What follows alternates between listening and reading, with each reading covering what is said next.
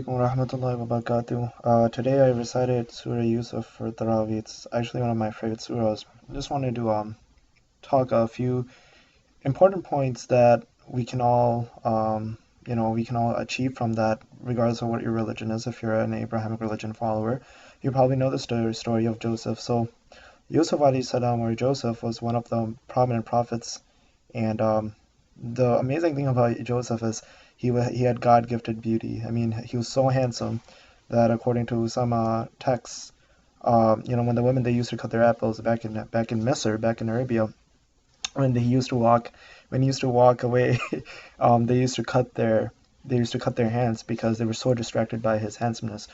But that's another thing that I think, as a personal experience, and we all have to learn, that if you're given God gifted beauty, or you're granted beauty, even as a female, you should appreciate it and have some sort of modesty. And I know that it's a learning process for all of us, because we feel that we're underappreciated, or someone has called us names probably in the early years. At least I was called names, or I was deemed to be not good looking, and then slowly as I got older, things changed.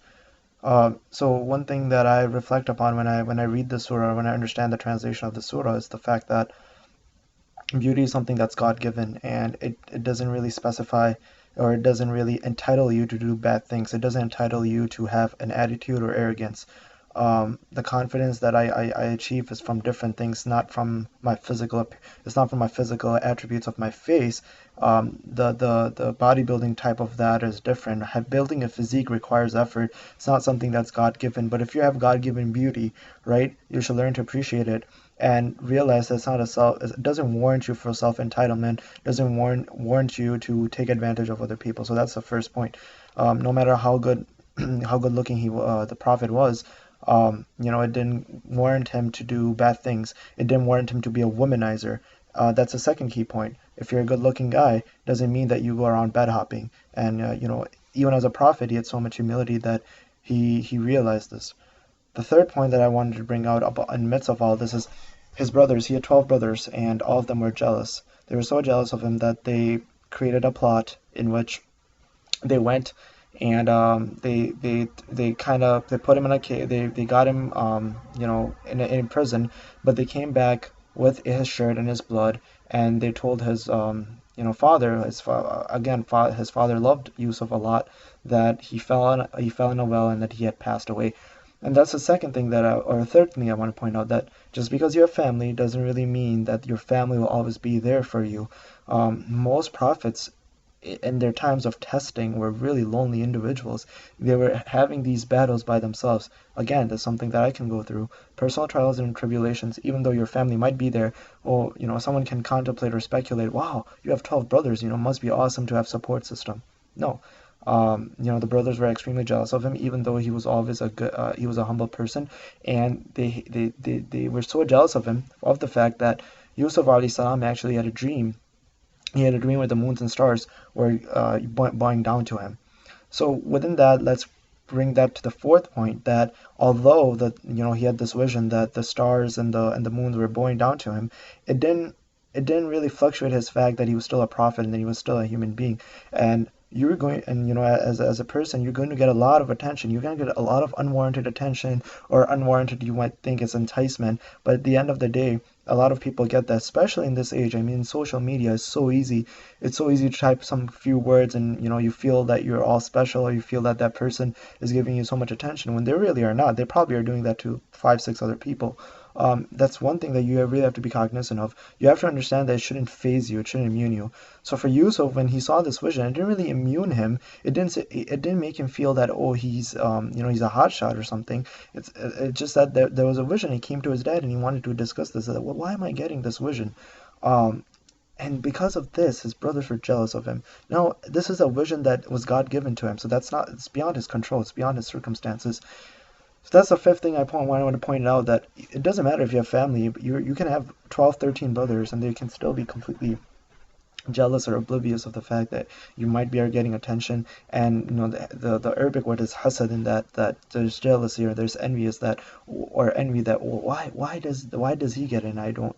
So the hasad is something that is mentioned a lot in the Quran, actually, and a lot of Abrahamic ties. Jealous and envy in essence is a finical point, because humans are kind of greedy. They're always looking to get they're always looking to get more, and this is something that hasad is derived, in this case it was indicted by the fact that Yusuf was not only good looking, but now that he's getting these visions. So that's the fifth thing I wanted to point out, that it's so hard that you do the right things and something might be God given to you, but others around you might be jealous. And it happens all the time, right? You look at a family and they're a perfect family, they have a perfect kids, the kids are perfect, and you just contemplate like, where did I go wrong? Or I did the same things that they did, and still my life is not quote unquote perfect. So you might think that having a family or something on your outside shell looks perfect to you, but in reality that might not be it might be just an illusion.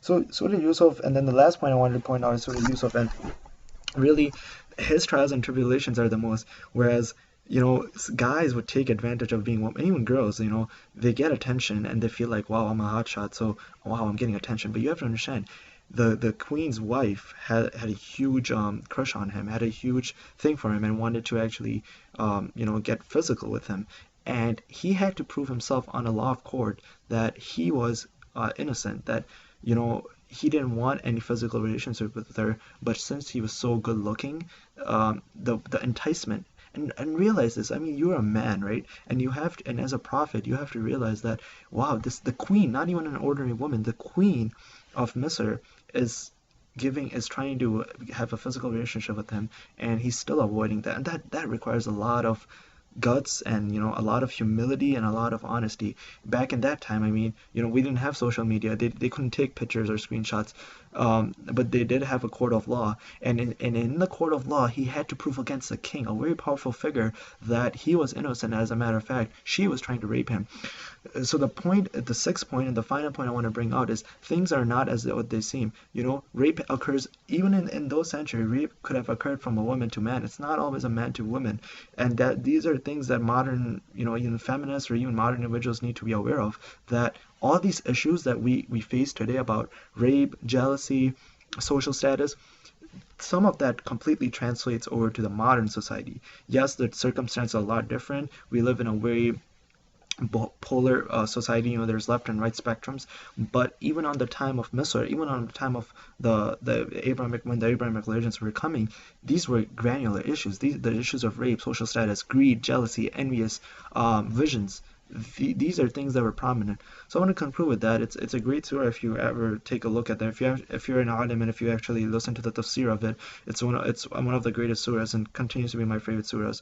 So I just wanted to bring out some points out of it to reflect upon and to understand that there are things you can derive from Abrahamic texts that, if you look in the modern society, those things or those issues still matter to a certain extent.